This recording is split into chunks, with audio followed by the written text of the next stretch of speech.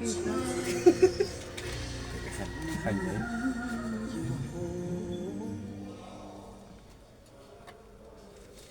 Goeienaand luisteraars, julle is ingeskakel by Skakel in. Welkom aan al die luisteraars, my gaste in die ateljee. My naam is Rita Pieterse en vanaand, die eerste Vrydag in Junie maand, maak ons gereed om te gesels, omdat ons jeugmaand ingaan, maak ons gereed om oor jeug, wat hulle uitdagings en wat hulle huidiglik moet aanspreek oor die algemeen, maar spesifiek vanaand in die sportarena is vanaand ons onderwerp.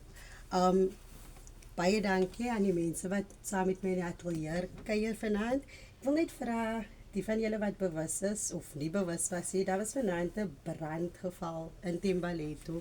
En ek vra dat ons almal net ons harte kan oopmaak, op ons knieë gaan en vir ons Hemelse Vader vra vir voorbidding vir die slagoffers wat gelei het onder vanmiddag se ongeluk en brand wat in Thembalethu uitgebreek het. Met dit gesê, dis die eerste Vrydag aand in Junie. Ons is in jeugmaand.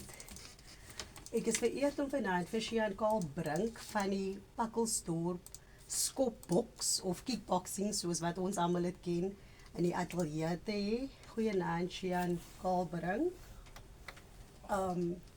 Sê naam vir sy luisteraars. Goeienaand luisteraars.